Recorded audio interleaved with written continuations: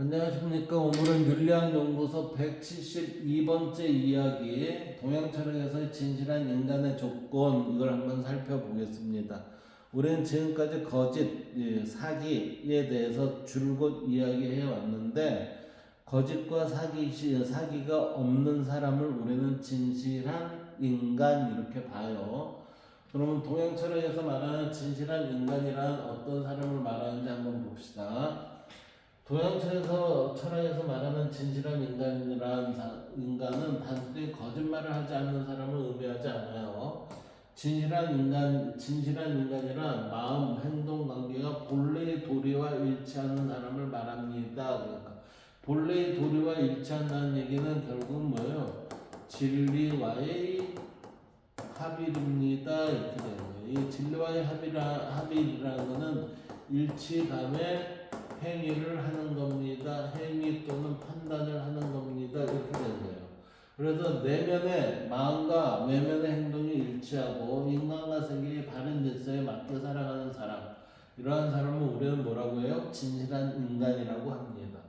이 기준은 유교, 불교, 도가에서 각각 조금씩 다르게 다음과 같이 설명하고 있습니다. 자, 유교부터 볼까요? 유교는 성과 진실한 마음 그랬어요. 우리는 유교에 있어서의 궁극적인 형태의 삶이 이루어졌을 때 그때 우리는 정성을 다했다라고 하거든요. 그때 정성을 다했다라는 이게 성이에요, 성성. 정성과 진실한 마음. 정성을 다했다는 얘기는 진실한 마음으로 했다는 얘기예요. 그래서 유교에서 진실한 인간의 핵심 조건은 뭐예요? 정성성입니다. 이때 정성성은 거짓이 없고 진실한 마음일 뿐입니다. 그래서 유교에서는 사서, 노노멘저, 준용, 대학중, 준용 제20장에 이 성이라는 표현이 나와요. 여기에 뭐라고 되냐면 성자는 천지도야다 하고 성지자는 인지도야니라 해서 이 성이라는 것은 하늘의 도를 따르는 것이고, 그 다음에 성지자는 이 하늘의 도를 따르는 자는 사람이 해야 할 도리입니다. 이렇게 되는 거예요. 그래서 진실한 인간이 되기 위해서는 마음에 거짓이 없어야 하고 말과 행동이 마음과 일치해야 하며 타인과의 관계에서 바른 도리를 지켜야 합니다. 다시 말하면 성이라는 것은 천으로 얘기할 수 있고 성지자는 인이라고 얘기할 수 있어요. 그래서 천과 인이 합일되는 합일의 도리를 우리는 성자 천지도야여 성지자 인지도야입니다 라고 해서 지금 이렇게 돼 있잖아요. 여기 천과 하늘의 도와 사람의 도입니다 이렇게 돼 있잖아요. 그래서 유교에서는 성실, 신의, 정직을 중요한 덕목으로 보고 있고, 철학적 구조로 보면 다음과 같이 제시할 수 있습니다. 천은 성과 같은 거죠. 그래서 하늘의 본성을 우리는 성이라고 합니다. 인간의 수양, 이거는 성지자죠. 그래서 인간의 수양은 뭐예요? 수신과 수기, 그 다음에 극기, 이러한 것을 얘기할 수 있어요. 그리고 신도, 이런 거. 그래서 인간이 그것을 실현하는 것. 이때 그것이라는 건 뭐죠? 하늘의 본성이니까 천성이죠. 본성, 천성을 실현하는 것. 그걸 성지자라고 하는데 누가요? 사람이 한다는 얘기예요. 그래서 아리스토텔레스에 의하면은 이 성지자라는 거는 우리가 하늘이 내게 부여한 탁월성을 그대로 발휘하는 것을 얘기합니다 라고 하는 거예요. 그래서 이러한 경지를 이루면 유교에서 뭐라고 그래요? 성인의 경지를 이르렀다 해서 이치를 따르는 것입니다 해서 순리라고 하고, 이 순리를 따르는 자를 우리는 순리자라고 해서 성인의 완성을 나타냅니다. 자, 요 밑에 흐름을 볼까요? 밑에 흐름에서는 지금 이렇게 살펴보면 됩니다. 하늘의 이치, 천리, 하늘의 이치는 천성, 하늘이 우리한테 부여한 거, 본성이 됩니다. 그러니까 이가 성으로 우리한테 전환이 된 거예요. 그쵸? 그래서 우리는 하늘이 준 이와 성을 우리는 뭐라고 해요? 이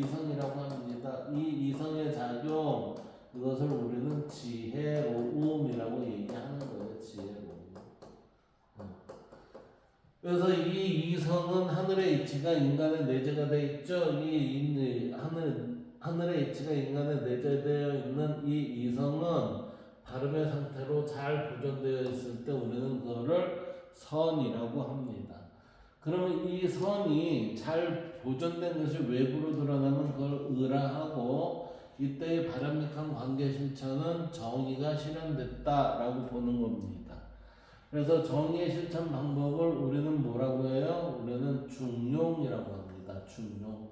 그래서 이 중용이라는 것은 술성이라고 해갖고 본성을 따르는 것입니다 라고 얘기를 하고, 이 술성은 곧 천리를 따르는 게 되고, 이 천리를 따르는 것은 이치에 순응했다 해서 순리라가 되고, 이치에 순응한 자를 우리는 뭐라고 해요? 순리자라고 하고, 이 순리자를 우리는 성인이라고 해요. 근데 저는 이 뒤에 좀 독특하게 써놨어요. 뭘 써놨냐면은 보통 사람이라고 써놨어요. 보통 사람. 왜요? 이거는 성인이 해야 될 게 아니라 모든 사람이라면 이렇게 해야 된다는 거예요. 이렇게 해야 된다. 이렇게 해야 되기 때문에 우리는 성인이라기보다는 보통 사람으로서 이것을 다시 표현을 해야 할 것 같습니다. 자, 그 다음에 도가는 자연스러움과 무위예요. 자연스러움과 무위인데 우리는 자연스러움과 무위가 다른 용어로 지금 자꾸 생각을 하는데,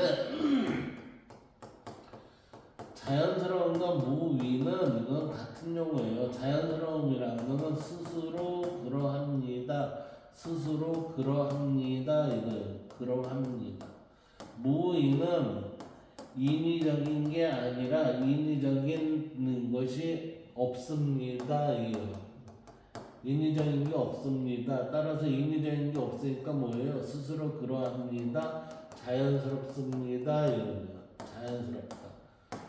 따라서 우리는 자연이란 말과 무위란 말이 같은 표현이라고 생각을 하셔야 돼요. 언어는 다르지만 표현은 같습니다. 내재된 표현은 같습니다. 이렇게 봐야 돼요. 자, 그럼 여기서 한번 볼까요? 여기서 보면 도가에서는 진실한 인간을 자연스러운 인간으로 보죠. 이때 자연스러움의 자연의 의미는 인위적인 꾸밈이 없는 상태니 이것을 무위라고 하고, 억지로 꾸미지 않는 삶이니 우리는 자연스러움이 된다라고 봅니다. 그래서 도가에서는 인간의 욕망, 인위적 규범, 사회적 허위에 얽매이면 본래의 진실한 삶을 잊는다고 봅니다 라고 해서, 인간의 욕망, 인위적 규범, 사회적 허위, 이걸 뭐라고 해요? 사람이 만든 것입니다. 그래서 이것을 인위 이렇게 얘기하는 거예요. 그래서 인위에 얽매이면 본래의 진실한 삶을 잊는다고 본다. 따라서 진실한 인간은 꾸미지 않고 자연의 도에 따라 사는 무의 자연의 사람입니다. 그래서 이거는 꾸미지 않고라는 얘기는 뭐예요? 서양에서는 특히 중세에 있어서, 중세와 근대에 있어서의 신학자들이 이 표현을 뭐라고 해요? 꾸미지 않고는 검소함이라는 표현으로 얘를 쓰고 있다고 생각하시면 돼요. 그 다음 불교는 무명에서 벗어난 인간들이에요. 불교에서의 무명은 크게 우리는 두 가지로 보고 있어요. 불교에서의 무명이라는 것은 이게 그 무엇으로부터 뭐가 우리는 만물이 발생이 됐습니다 라고 했을 때, 이때 그 무엇으로부터 만물이 발생이 됐다는 것은 이게 뭐죠? 이것은 무명의 상태가 되면은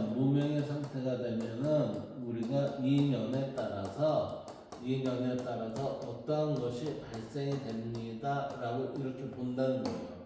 그래서 이때의 무명의 상태가 뭐예요? 조건이라는 거예요. 조건.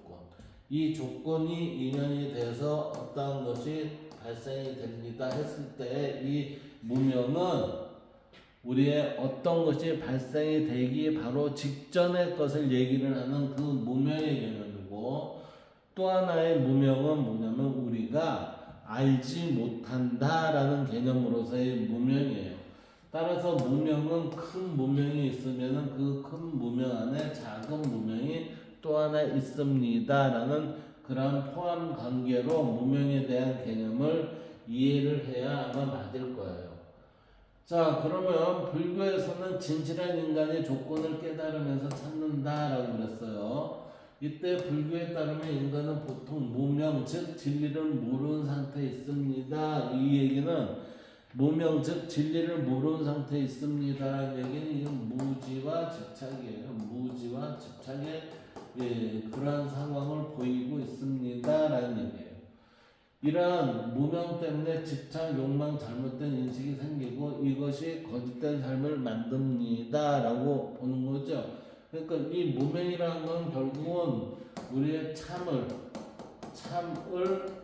보존하는 이러한 게 아니라 이것은 결국은 이 무명 때문에 우리가 뭐가 생겨요? 고통이 발생이 됩니다. 이 고통 중에 뭐가 있어요? 집착이 있고 욕망이 있고 잘못된 인식들이 있습니다. 이렇게 되는 거예요. 이게 이러한 것을 만들게 하는 게 뭐예요? 무명입니다. 이렇게 되는 거지. 그래서 이것이 거짓된 삶을 만든다. 따라서 진실한 인간은 무명을 벗어나 존재의 문제를 깨닫고 자비와 지혜로 살아가는 사람입니다. 라고 얘기하고 있습니다. 자, 그 다음 볼까요? 그 다음 보면 도양 철학에 있어서의 공통구조로 진실한 인간의 조건을 한번 볼까요?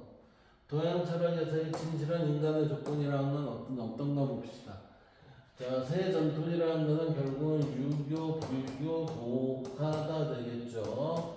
이를 종합하면 진실한 인간의 조건은 다음과 같은 구조로 정리될 수 있어요. 바른 마음, 그러니까 정심이죠. 예, 바른 인식, 그러니까 정인예, 인식. 말씀 원에 이렇게 됩니다. 그 다음에 자연스러운 삶, 그러니까 이게 무위, 자연 이렇게 되겠죠. 예. 자연, 무위 이렇게. 그다음 관계의 조화 그랬어요. 관계의 조화. 이거는 이러한 것이 자연스럽게 드러났을 때 관계의 조화라면 다름의 실현입니다. 이렇게 볼 수 있을 것 같습니다. 자, 그러면 이거에 대한 의미를 볼까요? 바른 마음이라는 것은 거짓과 위선이 없음이에요. 올바른 인식이라는 건 바른 인식이니까 사물의 본질을 제대로 이해했다는 거죠. 그 다음에 자연스러움의 삶이라는 건 인위적 욕망에 휘둘리지 않는 순리를 따라가는 삶이에요. 관계의 조화는 타인과의 관계가 바름이에요. 이건 자리이타, 중형성, 잘 살고 있는 모습을 우리의 드러남을 지금 네 번째 보여주는 겁니다. 결국은 우리는 바른 마음, 바른 인식, 자연스러운 삶이라는 건 뭐를 위한 거예요? 관계의 조화를 이루기 위해서 하는 겁니다. 자, 이제 다섯 번째 철학적으로 본 진실한 인간이라는 것을 한번 볼까요? 여기에서 보면 진실한 인간은 진실이란 말은 일상에서도 많이 쓰지만 철학에서는 더 깊고 구조적인 의미로 사용됩니다. 따라서 진실의 의미는 크게 철학적과 일상적 의미로 구분할 수 있어요. 이제 철학적 의미를 먼저 볼까요? 철학에서 진실은 단순히 사실을 말하는 것을 넘어 현실, 인식, 언어가 일치하는 상태죠. 그래서 이 의미의 진실은 현실, 사실이 실제로 존재하는 상태고 인식, 인간이 이것을 사실을 표현하는 게 그것을 제대로 이해한 내용이 돼야 되고 그 표현은 이 내용을 이 사실과 일치된 언어로, 단어로 나타냈을 때 우리는 이 진실이라는 게 이 세 개가 조합해서 진실이라는 것을 우리는 만들어내고 있습니다. 이렇게 봐야 된다는 거지. 그래서 이 세 요소의 관계로 이해되는 게 우리는 진실의 의미입니다. 라고 이렇게 볼 수 있습니다. 따라서 이 세 가지 현실, 인식, 표현이 서로 일치할 때, 즉 우리는 사실, 생각, 언어가 서로 일치할 때 진실의 의미가 성립이 됩니다. 예를 들면 다음과 같습니다. 현실, 인식, 표현 이것이 뭐라고 그랬어요? 사실, 생각, 언어로 드러나는데 이때 현실은 실제로 비가 오고 있어요. 그 인식은 사람이 그것을 정확히 인식하고 있습니다. 세 번째는 비가 온다라고 말한다는 거죠. 그러면 실제 비가 오고 있죠. 그리고 사람이 비가 오는 걸 인식하죠. 그걸 말로 표현을 했다 이 얘기예요. 이 말은 뭐가 돼요? 진실이 됩니다. 이렇게 된다는 거지. 그러니까 우리는 철학적 의미의 진실은 현실과 인식과 표현이 모두 일치감이 이루어졌을 때 이게 진실의 표현이 드러난다라고 하는 거예요. 그래서 철학에서는 이러한 진실을 흔히 사실과의 일치라는 관점에서 생각이나 말이 실제 현실과 맞을 때 진실이라고 보고 또한 그렇게 설명을 하고 있습니다.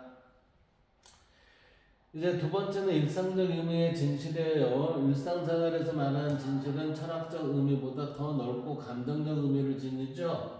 그래서 이러한 의미에서 일상에서의 진실은 보통 거짓이 없는 말, 속이지 않는 태도, 진심이 담긴 행동과 같은 뜻으로 쓰여요. 그래서 예를 들면 진실을 말해라. 그 사람은 진실한 사람이다라는 문장이 이에 해당이 됩니다.